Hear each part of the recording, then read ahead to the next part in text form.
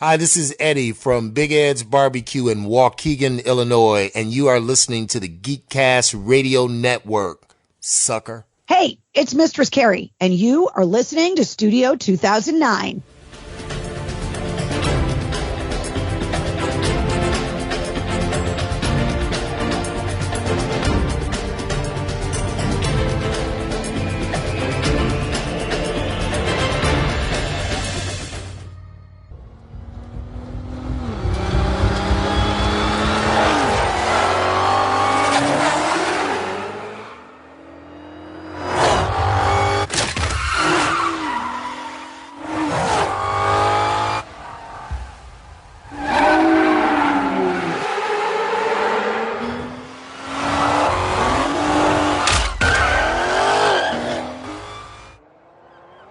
There is nothing wrong with your podcast player. Do not attempt to adjust the volume. Hello and welcome back into our studio. You are now inside Studio 2009, only on the Geekcast Radio Network. I'm, of course, TFG1Mike, and joining me once again in the Fast Saga is my good old buddy Sean, a.k.a. OldSkoolz.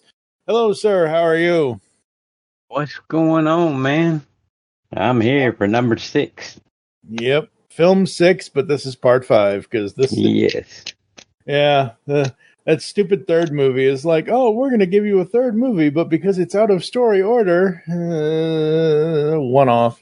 But which is funny because this film actually ties the the third movie into the whole franchise at the end of this. But yeah, Fast and Furious 6 from 2013. We are 1 year away from the 25th anniversary of the first film, and we are covering all the way up to Fast X from 2023. And yeah, so just the facts for Fast and Furious 6, as I mentioned, came out was released in theaters May 7th, 2013, was the Empire Leicester Square release, and then the May 24th of 2013 was the US release. Had a running time of 130 minutes, had a budget of $160 to $260 million, and the box office at the time was it made $788.7 million. Yep. And well, what's pretty cool about this is when they were doing 5, actually before they started filming for 5, they automatically, once they knew that Toretto was pretty much signed on, they were already writing Fast and Furious 6 before they even started filming for 5. That's how far ahead they knew that they were going to take it, which really surprised, I guess, Justin Lin. And Chris Morgan just took it away. He just, I think Lynn's like, wait a second, we haven't even got through 5 yet. Why are you, so it actually helped get 5 to lead into 6 much better. So, yeah. Well, Morgan, as a writer, I actually looked him up. He started on Tokyo Drift. That was the first film he had written for this franchise. His first film that he ever wrote was 2004's Cellular, which I think was that the Jennifer Lopez? No, that was the Chris Evans, Kim Basinger. So that's who I have to blame for Tokyo Drift. That did not belong. I'm sorry. We can go through this until we're blue in the face. Everybody knows that movie is like the red-headed stepchild. We're gonna get a chance next time. They made it fit, kind of, sort of, but we're gonna get a chance to go through the. Yeah, we'll deal with that when it comes up. Yeah, I will be very animated when we do that one. I'll warn you now. Yeah, the only way Tokyo Drift fits is through Han. That's the only way it fits. And Han in himself is it's a whole thing. We're going to get into that once we get to the Tokyo Drift episode, folks. Yeah, see, I'm already wanting to start. You got one appearance from Toretto. We got it. I know. I mean, come on. Okay. But I'm Chris Morgan. Up. Move on. Yeah, Chris Morgan started his for Fast and the Furious. The first writing credit he had was Tokyo Drift. He wrote 2009's Fast and Furious. He wrote Fast 5. He wrote this film. He wrote 7, 8, and he wrote Hobbs and Shaw. And that was it for this franchise. No, he was an executive on X, but he did not write Fast X. So the last writing credit he had was Hobbs and Shaw. I do like his writing. I mean, obviously, I liked Hobbs and Shaw. I know a lot of people didn't. I did. I haven't even seen it yet. What? So, yeah, no, dude. You shouldn't be able. You shouldn't be doing this then until you've seen Hobbs and Shaw. But that's the point. That's why I'm doing this. So for me, and I think I explained this in one of our other episodes. I experience things so I can podcast about them, so I can have that natural reaction of holy shit, or oh my god, or oh this, or oh that, or oh whatever. Because have you seen 7, 8, 9, and 10? I've seen. I saw 7 was the last one I saw in theaters. Because 7 was the last one I saw in theaters because 7 was okay. What about 8? No, I've seen 8, but I did not. I don't think I saw it in theaters. I saw 9, but so basically, you've seen all the movies, just not Hobbs and Shaw. I've not seen Hobbs and Shaw, and I've only seen bits and pieces of 10. Because I'm not. I'm gonna tell you right now. I'm not a Momoa fan in general. I just don't. I just don't like. I don't know what it. It's not like I don't like him as a person. I just don't like the way I don't like his acting.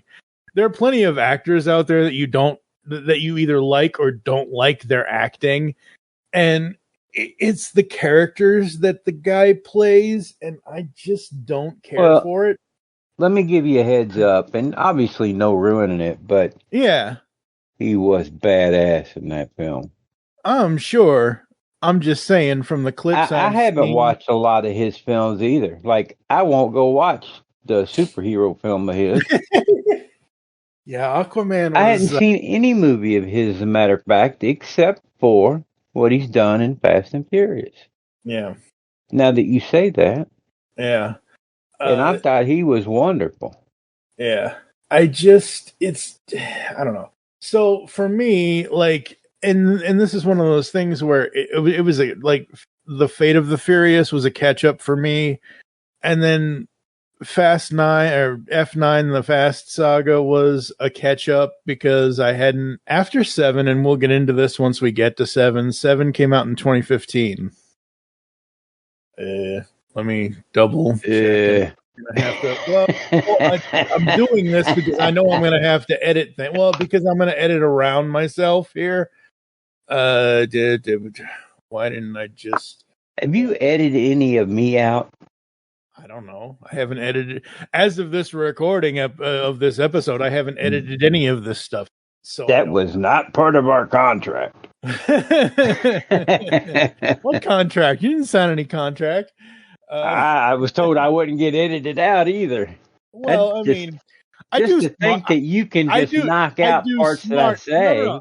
No. Okay, well, I'm not going to knock out good parts, but I'm going to knock out bad parts. Like I'm going to. No, you take the good with the bad on me. No. No. Here. Okay, and people know this. People who have listened to me in the last 17 years know, and I say this every time. How I edit is I edit to make myself, not necessarily myself, but I make the product sound the best it can sound. And I want my friends and myself to sound the best we can sound. So if I want my friends, I want your friends to realize I'm an idiot. No. No. I should be known as how I really am. That's all I'm saying. So yeah. The 7th movie came out April 3rd, 2015. And at that time, Mom was in the hospital.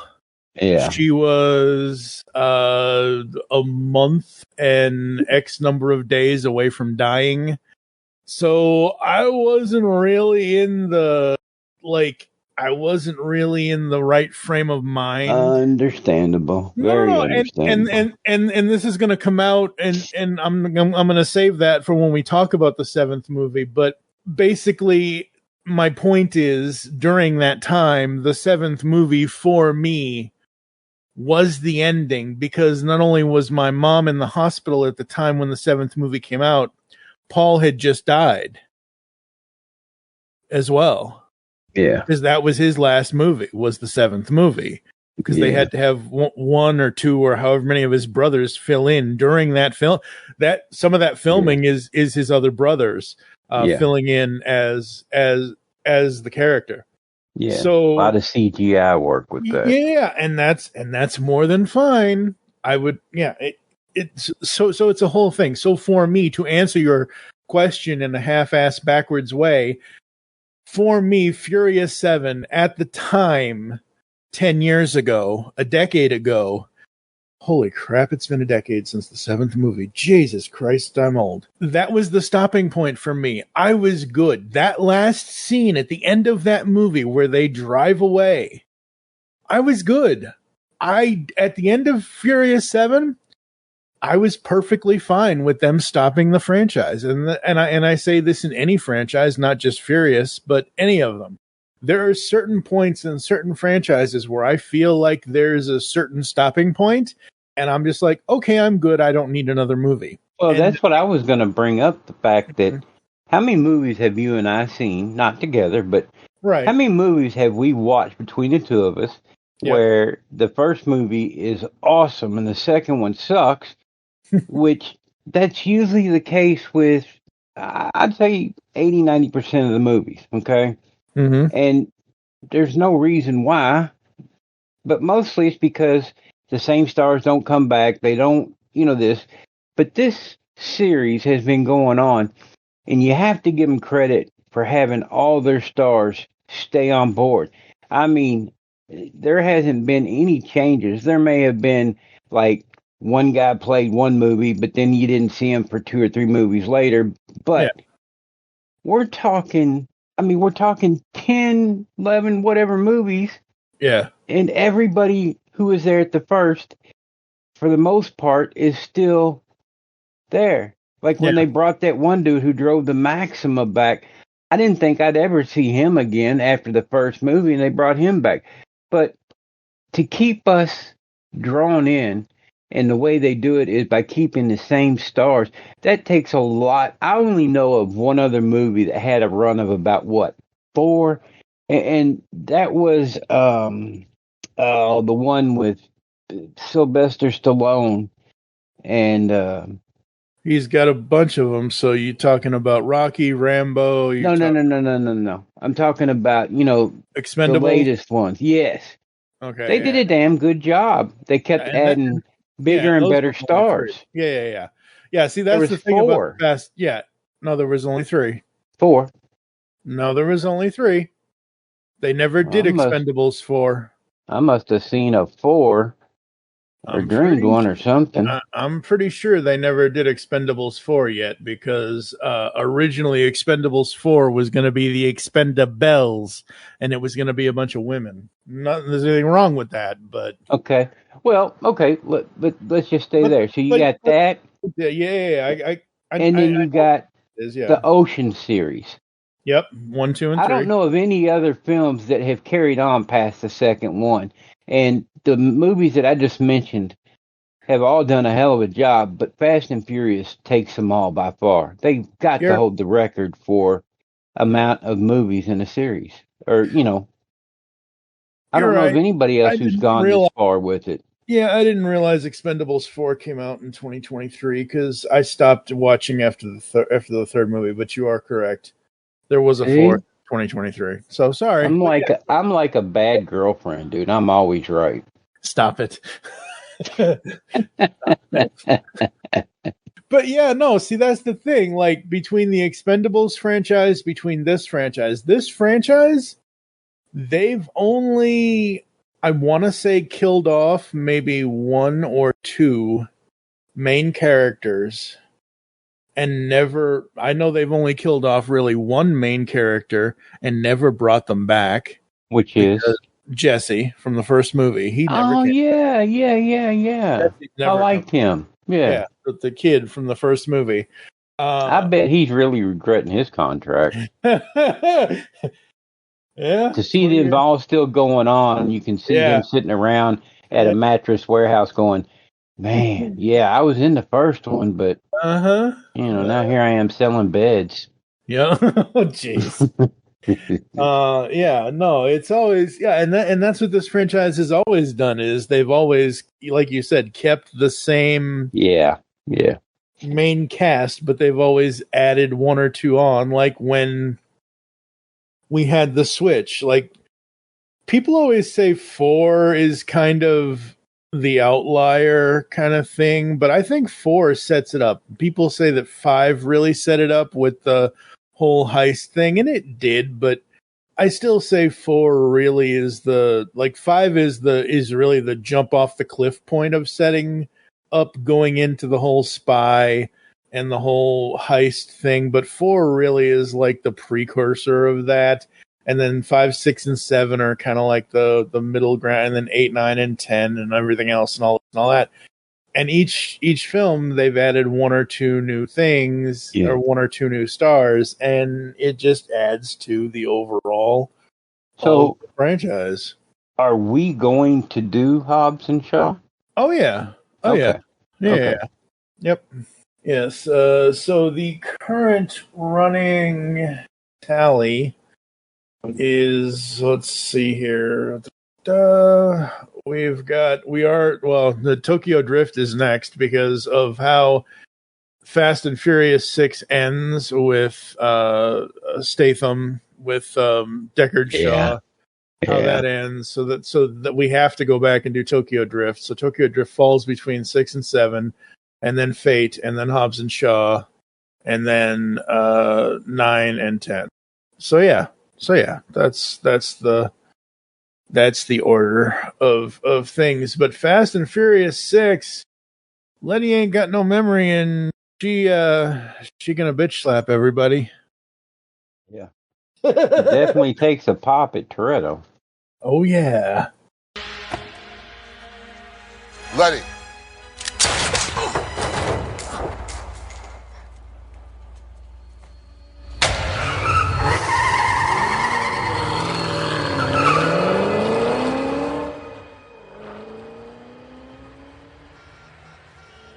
This is crazy. We are not in Brazil. So now we got cars flying in the air on some 007 type shit? This is not what we do. Man, you really got to check that emotion. Your voice just went from Shaggy to Scooby-Doo. This is not what we... See, man, when a woman starts shooting at you, that's a clear sign to back the fuck off. One of my favorite parts in this movie is right after Letty and Toretto race, and they meet up in that open parking lot, whatever. And Letty leaves, and Shaw is sitting there, like, thinking he's got everything covered, and all of a sudden a red dot appears on Toretto. And next thing you know, the red dot appears on Shaw from his side. Brilliant how that worked out. I mean, just that was one of my favorite parts of the movie. It's like, like, you got me covered, I got you covered. So match for match. I remember watching it for the first time, and I thought, damn, they got his number. And then all of a sudden I saw that, I was like, oh. Yep. So. Absolutely. Yeah. No, this is very, very cool. And so basically, folks, you kind of know how this goes. Fast and Furious 6, basically following the last film from a successful heist in Brazil. Dom and the crew have fled around the world and living peacefully. Taking a break. Kind of, taking a break. And they've gone the clean road. Yeah, supposedly. And and Hobbs and good. Yeah, no, they're asked by the law to get back in it. Yep. And we have agents Luke Hobbs and Riley Hicks. I don't know about this Riley chick. She awfully suspicious. First time I saw this movie, and even now, 10 years later, however many years later that this came out in 2013, so this 12 years later, I'm like, I'm very suspicious. And that I never thought that, man. It surprised me. I was like, nope. She got something wrong with her. How did you know that? I mean, what could have possibly? I mean, besides remembering it, it's just one of those things where I was just like, this is not gonna go good. Just the way she acts and just the way that I don't know, she just seemed too squeaky clean. Well, you had an insight on that then, because I was all hook, line, and sinker on board with that deal. Yeah. And you're a lot better at it than me because I was caught by surprise. The other thing about this movie is it's definitely one of my favorites because Toretto has a car just like what I drive now. So it's really cool watching, you know. I'm like, man, I got one of those sitting in my garage, dude. Of course, you haven't. I don't think you've ever seen my newer car. So not unless you've posted pictures of it on Facebook. I haven't. I have, yeah. It's my banner, but I think the last car you knew me in was the Corvette. Probably. And that was probably about 10 years ago. So the car he drives is what I drive. Same color, everything. And it sits in the garage most of the time. So yeah, well, you know, it's like if something happens in a movie that you do or you have, I mean, you definitely get more excited about it. Yep. So go ahead. Yep. Sorry. Didn't mean to interrupt you. No, absolutely. And yeah, so it's this whole back and forth of trying to figure out what Owen Shaw is doing, because Owen Shaw, played by Giselle, Luke Evans, is Owen Shaw. He is a former British SAS major who leads a group of skilled mercenaries to steal high-tech devices worth billions on the black market. He is hijacking a military convoy, which brings him into conflict with Dom. So, and he's one of these, you know, he's one of these black market dealers where he pays his people for the last job and then the current job and then this job and that job and all this and all that and everything else. It's just one of those things where this movie is so cool. It's so fun. It has so many moving parts to it. Some of my notes that I took down as I was watching it. The EMP control chips. Nope. Don't ever want to come across one of those things. Oh, yeah. Man. Like, Nope. So, yeah, that's basically, and he's after all this stuff, and he's basically one step ahead of everybody because he's got Riley in with Hobbs, and Hobbs doesn't even realize it until it's too late. And I love how I love how everything ties together to all the other movies, at least up to the point of 4, where Brian actually has to go back undercover into prison to talk to Braga and come to find out that all the stuff that happened in 4 was basically because of Owen Shaw. I was like, really? Huh. Interesting. I mean, it was also because of the cartel. I love Owen Shaw was responsible for taking Braga international. Yeah. Braga was just local. You know, he was your local gangster. Yeah. But after getting with Shaw, because he had done so many little things for Shaw, Shaw broke him out into international, which bumped his game way up. So I like what Braga said. He says, the only way you get close to Shaw is if he wants you there. Yep. So and then everything with Letty, like, oh man, that's good storytelling. Yeah, like, that was hard to deal with. That's hard to deal with, but that's good. Like, don't just make Dom think she's dead. Don't just make him think that Phoenix killed her. Make it look like that. But I think it was worse on Brian than it was on Dom. Oh yeah. Well, yeah, because and his Brian acting when Brian was found out. I mean, Brian actually teared up. I mean, that's strong acting. Oh yeah. Oh, absolutely. And I like the conversation that he tries to have with her, and she even says, "Yeah, Brian, don't even worry about it because you know better than anybody. Nobody makes me go anywhere or do anything that I don't want to do." Yeah, and that is one thing people who have watched this series knows. Yep, she is a forceful chick. So forceful that I'm not a fan of her character. I think she's too manly. I think she's like there's no prettiness to her. She's just like, like I wouldn't want to date her. She might beat my ass. But yeah, I've never been a big fan of hers. I don't know. I like her when she's with Dom, and I like her when they are kicking ass together. I don't like her when she's just there to be.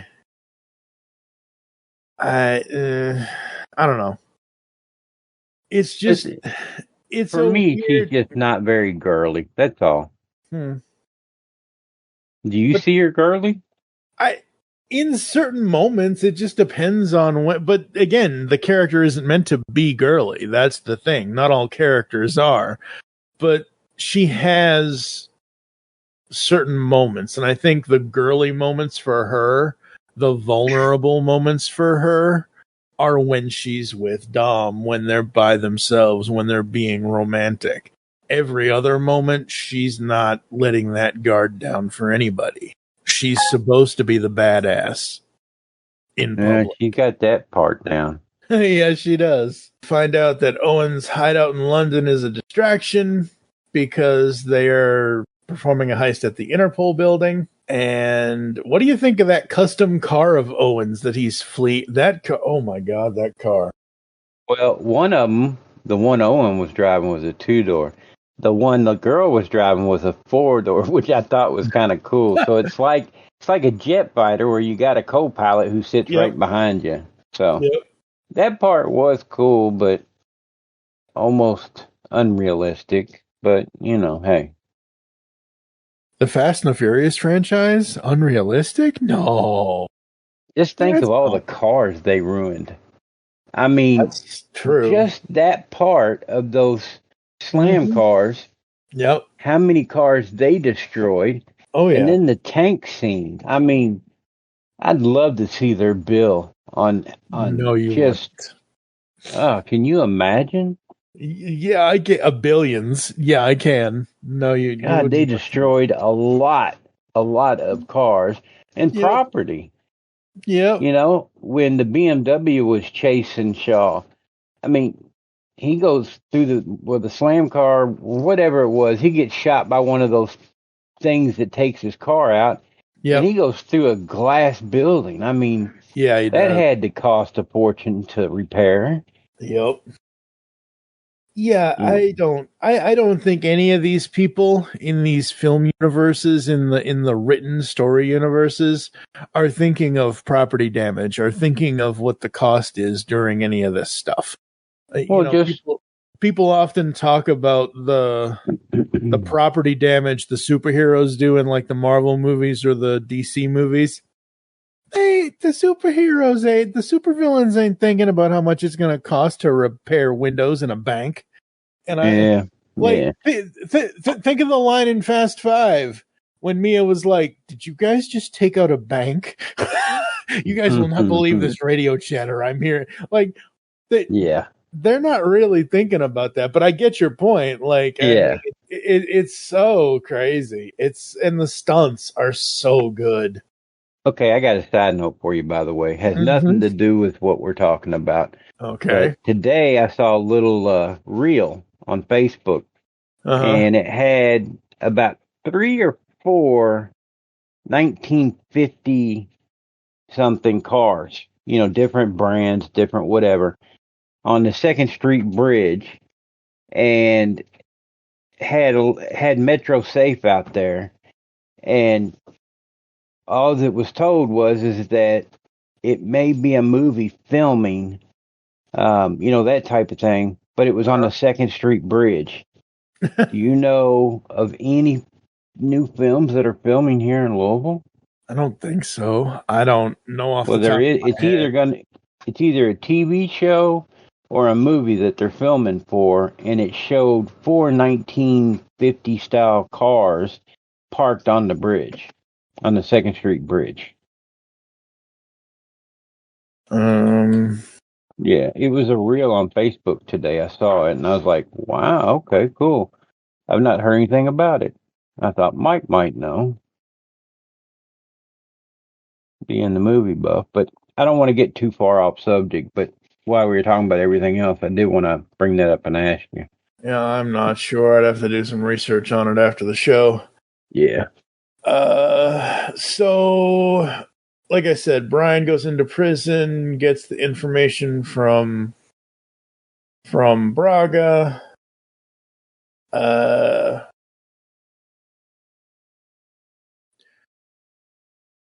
Let's see here. What else happens? Tej purchases all of the cars, or several of the cars, from the auction for the mission. Yeah, that was good. Yeah. They take the guy's shirt, the pants. Yep. Oh, and I like that watch. Yeah, I like that watch. I want that watch. Mm-hmm. They thought they were kitchen help. That was good. Yeah. That was hilarious. Like, I'm sorry, no one thinks Hobbs, the Rock. I don't see your entourage, so I know you're not a baller.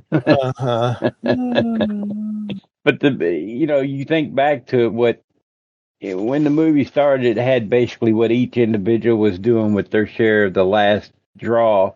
Yep. And of course, they all get that call to like, oh, we got to go. And they go to Roman and he's like, I have vouchers for the buffet.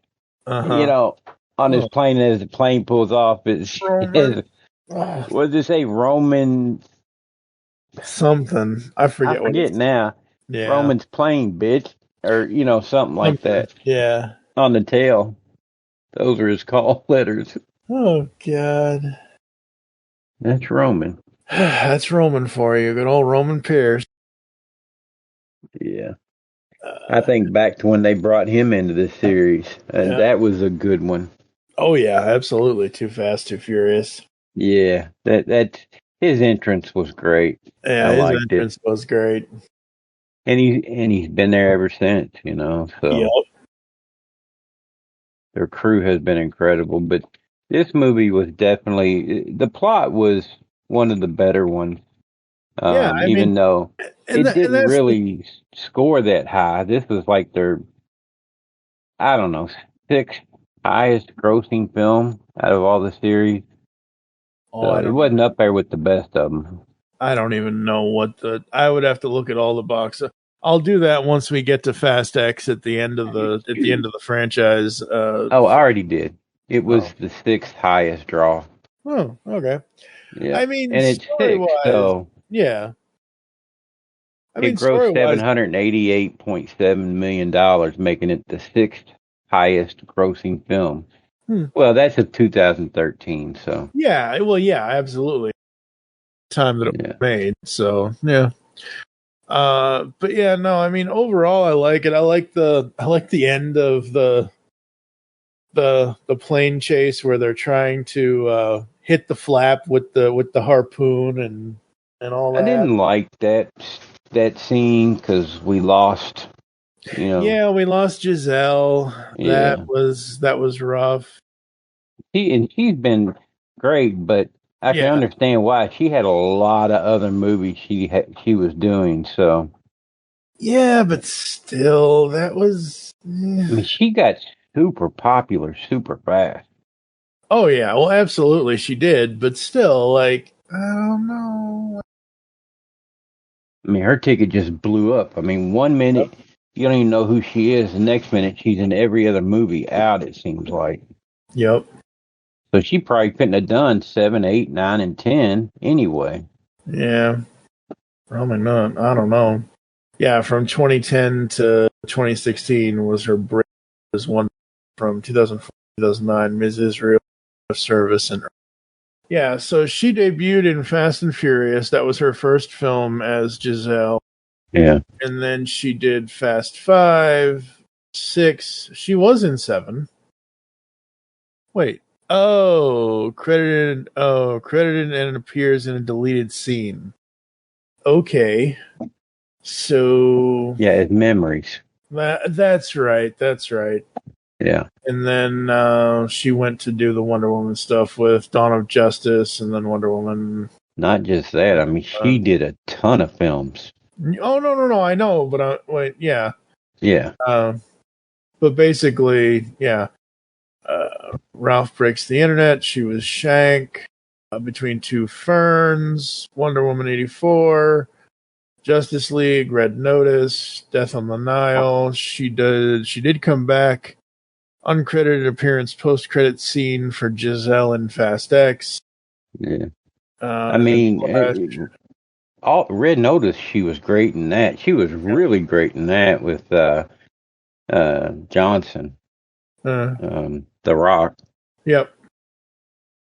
And of course, my favorite actor, Ryan Reynolds.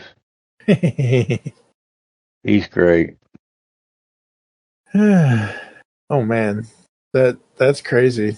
You got a DC Marvel crossover in that film. She's Wonder Woman, he's Deadpool. Yeah. Yep. So, but yeah, Fast and Furious 6 was good. I enjoyed it. It didn't let down, that's for sure. No. It was one of the better storytellings. Yep. Of all of them, in my opinion. Yeah, so. I think that's the key between 5, 6, and 7 is they are a good trilogy in the overall 10, 11. I keep forgetting about Hobbs and Shaw. 11 films that we have currently. It's a good trilogy amongst them between 5, 6, and 7. Because again, like I said earlier in the podcast, 7 could have been the end of the story. It leaves it off very nicely. So, it is what it is. So talk about the extended version. The extended version. Okay, so. What did people not get to see? So, I honestly don't really know. I know that's just it. I don't know either. Yeah, so I own these through Fandango. It used to be Vudu, but it's Fandango at home now.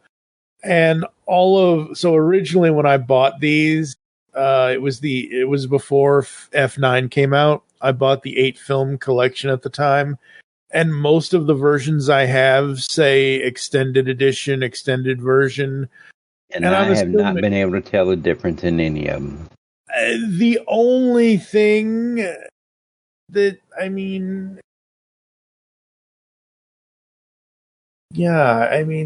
it has to be pointed out to me. Yeah, and it had, like, I've literally, because of my own current health issues with my left hand, and folks, I've said this on other podcasts recently. I don't think I've said it in this show, but with my cerebral palsy affecting my right side, I did something to my left elbow recently. I hit my ulnar nerve or something, and it's affecting my left hand. If my left hand goes, oh boy, I'm in big trouble. But my ring finger and my pinky finger, they're like constantly asleep. Like I've been laying on them too much or something. Like right now, they are currently asleep as I'm sitting here. So you have kind of like neuropathy. Yeah, I have neuropathy. That's in the other parts of my body, like my legs and my feet and stuff. But now it's in my left hand. Anything happens to my left side, I'm screwed. So my point is that because of my health issues, it's taken us a couple of days, a couple of weeks to get this episode recorded. So I've seen. Well, it's been a lot of my fault too. No. It's fine. But my point in saying any of this is that I've actually watched Fast and Furious 6 4 times. And in the 4 times that I've watched it, I'm like, where's the extra? What is the extra? Why is this an extended edition? That's the first thing I asked when I got done today. Yeah. I was like, what is this? Like, I'm assuming it's like 2 or 3 seconds of extra scene or a scene type. Because normally Wikipedia or something would tell me like, hey, it's this, or hey, it's this, or it's this, or whatever. I don't know. Yeah. I couldn't figure it out, but I think it's like what you said. Yeah. I think you add like a minute to this scene and a minute and 30 to another scene, and that's your extended version. Yeah, pretty much. Any other notes that I have? Actually, you covered this one really good from top to bottom. I mean, you gave it all the fact stats that anybody could ask for, which, you do real well at the beginning of each podcast we do. So you point out all those facts like a T. So, I mean, perfect. Yep. But the fun part is just talking about the movie in itself. And to me, I think we covered everything plus some, but, what we get most out of it is the fact that this was such a great story. Yeah, absolutely. Anything else you'd like to say before I throw it to a quick break?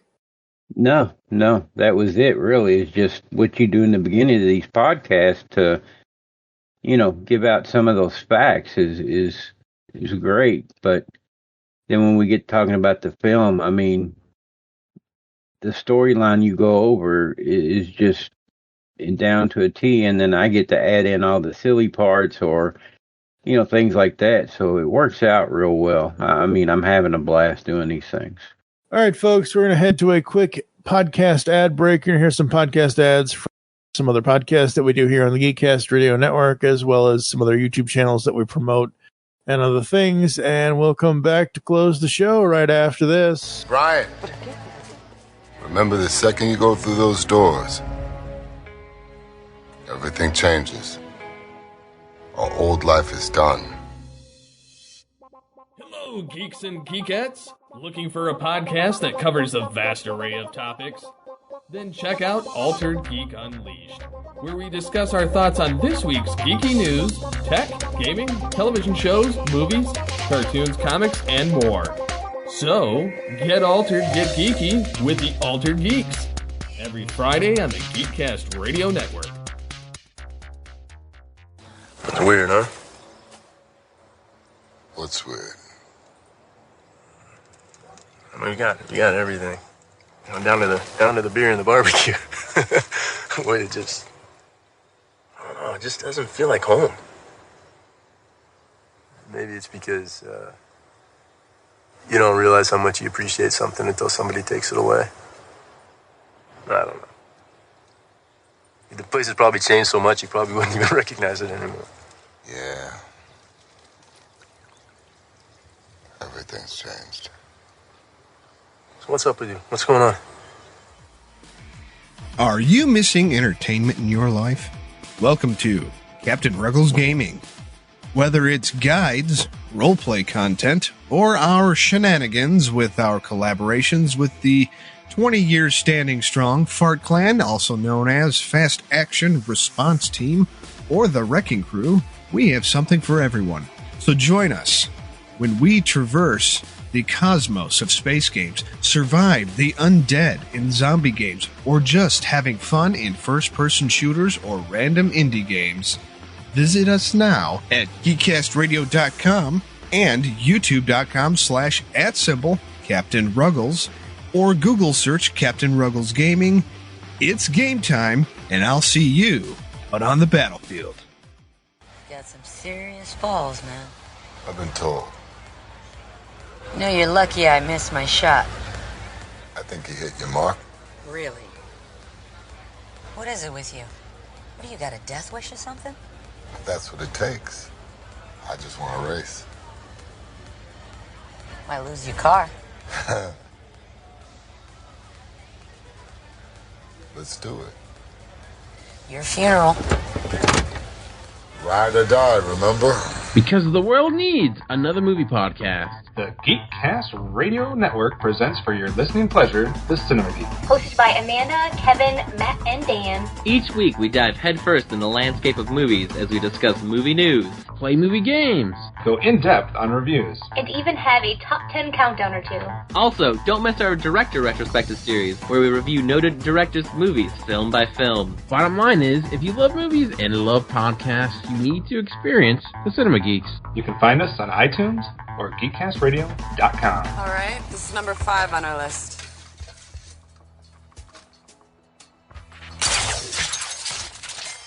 Holy shit. What's the dude playing on Hunt? Moby Dick? That must be our guy. So how do y'all want to play this? Han and I got this. We go in tight, you let me do all the talking, and y'all have my back on it. There's one thing you boys are forgetting. He's a man. Let's go. He's a man. You know, she always says that. Are you in need of what the heck did I just listen to? Are you in need of a laugh at the expense of the internet? Boy, do I have a treat for you. Here at Lyrically Audacious, we turn just about anything into music. Visit us now at youtube.com/@symbol, Lyrically Audacious, all one word. So swing by, have a laugh. Stay lyrical, stay audacious, here at Lyrically Audacious. Tom, Tez and Roman are out. Where are you at? I'm right behind you. On the Simplistic Reviews podcast, we talk movies. We talk TV. We talk... Hello, Julie, what the heck are you doing? Trying to make our spots sound more exciting by adding explosions. Yeah, I'm pretty sure you could have got the point across with sound effects, not the real thing. Car. Download the show on iTunes or at simplisticreviews.blogspot.com. I'm sure your insurance company will cover that. No, they won't. No, they probably won't. Nice.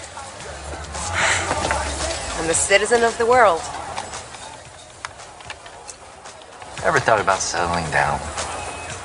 Starting a life together? Aren't we doing that? Are we? This better have been worth it. More than you'll ever know. So this is worth billions, huh?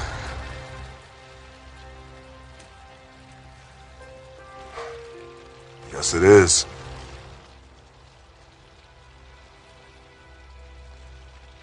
Name your price, Don.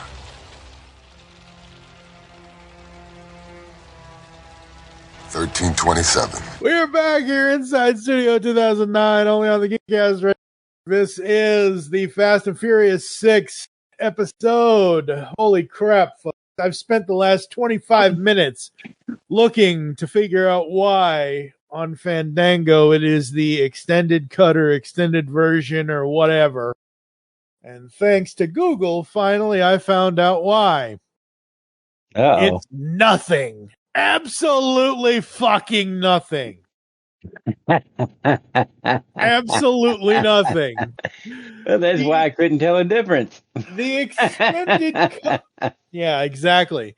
The extended cut of Fast and Furious 6 is about 1 minute longer than the theatrical version. This extra minute includes a few extra punches, more CGI blood effects, and some alternate dialogue, but does not drastically change the plot or add significant new scenes. What a cheesy deal. Are you fucking kidding me? And they probably got an extra $5 for that. Okay, so I don't even know what they got for that because honestly, like I said before we went to break, I bought this as the 8-film collection at the time on Fandango, formerly Vudu. So I don't care. Like when I buy things on Fandango, if I buy a film collection like this, I don't care what version of the film it is, as long as I'm like, that's the whole point for me when I buy film collections. Like if I'm buying the Ultimate Spider-Man film collection where it's like all the Tobey films, all the Maguire films, all the Tobey Maguire films, all the Andrew I was like, Garfield wait a films. second, you got Tobey's and Maguire's? Yeah, it's the same thing. I know. I said the wrong damn thing. Look, I was born with brain damage. Damn it, leave me alone. All the Tobey Maguire films, all the Andrew Garfield films, and all the other the Holland films. Like, I don't care what version of the movie they give me. I just want all the damn movies. I just want it for one price. So I like, oh, interesting. Like when I think of extended versions or extended cuts or whatever, I expect that extended cut to add a scene. Like, you know how we talk about how deleted scenes and things like that? I expect the deleted scene to be like, that's what I expect from an extended cut, to not have, like, to have the scene that the theatrical cut doesn't. That's the whole, same way. Yeah. That's the whole point of, like, when you get the theatrical, like, a perfect example is something we're never going to get, unfortunately, because WB doesn't like money and they're two cheap bastards and they don't really give two shits about the 30th anniversary of Batman Forever. We are not going to get the Schumacher cut of Batman Forever, which basically has all of the psychological stuff, so when they released Batman Forever 30 years ago, June 16th of 1995, the original cut that Joel Schumacher put together, may the man rest in peace, he died 5 years ago, he had all this Bruce Wayne psychological stuff in the film. They cut all that because for time, and they wanted it to be basically, look at the pretty colors and look at the action, and we want the kids and the whatevers to see all the action and the pretty colors and the comedy and the this and the that and the whatever. Well, there was a rumor that because this is the 30th anniversary of Batman Forever, that we were going to get the Schumacher cut eventually in this, like, one night only or whatever kind of theatrical re-release, whatever, so people could see the Schumacher cut. Well, apparently Warner Brothers isn't going to release the Schumacher cut kind of thing. So that to me is what extended cut or extended version is that you put all the stuff in that you would have normally cut out kind of thing. And it's years after release or whatever. Hollywood makes really weird decisions, folks. Yeah, it's a whole different breed of them. Yeah. And don't even get me started on Spaceballs 2. I could be here for a whole nother friggin' hour ranting about that. No. We're good. It's for a whole other podcast. So, folks, that's going to do it for us for Fast and Furious 6. You got any final words, anything you'd like to say before I run through the closing, sir? Just remember to stop by OldSkoolz and get all your silver and gold needs. Silver is expected to raise. Of course, by the time this comes out, it'll be different. But silver and gold are taking a huge leap come Monday. But check it out. We'll give you a good deal. What's the website? OldSkoolzCoins.net. There you go. Absolutely. Visit them all the time, folks. Yeah, so that's going to do it for us. You can check us out on geekcastradio.com. You can check out our shop.geekcastradio.com, where you can buy t-shirts and hats and mugs and all kinds of stuff. You can send feedback to feedback@geekcastradio.com. We're on all the podcatching clients, so Apple, Spotify, etc., etc., etc. We are on Twitter @GeekCastRadio. I am @TFG1Mike. You can also follow @It'sStudio2009. You on Twitter, sir, or no? I am. It's under OldSkoolz. Awesome. You can also check us out on Facebook, Geekcast Radio Network. You can also check out Studio 2009 podcast over there as well. What about Facebook for you? I'm OldSkoolz. There you go. With the Z. With a Z. Always with a Z, folks. Yep. Next time, it's the redheaded stepchild, the Fast Saga Part 6, Fast and the Furious, Tokyo Drift from 2006. And I will have to wear my seatbelt for this. Strap up and buckle in, because this is going to be a bumpy ride. You know, folks, I'm probably going to start the next episode with the audio that I'm going to finish it with this episode. It's like that old tow truck used to say, I'm king of all the drifters. Because that's the only thing that is good about Tokyo Drift is Mater. Tokyo Mater. I gotta watch Little Romeo. Whatever his name is. You mean Bow Wow? Yeah, Bow Wow. God. It could be worse. It could be Karate Kid 2010 with Jaden Smith. Hey, the guy who plays the main character, his name's Sean. That's the only thing I got in common with that film. Yeah, that's very true. Yep. But you're cooler than he is. I would hope so. Although, the cool thing is the bad boy of the film, well, I liked him and Tim the Tool Man. Mm-hmm. So. Yep. For now, I am TFG1Mike with OldSkoolz with a Z. What a Z. You'll hear us back in the studio soon. So what's our next adventure after this? How about we stay in one place? Where are you thinking? Tokyo. We always talk about Tokyo. Tokyo it is. Dominic Toretto. You don't know me. You're about to.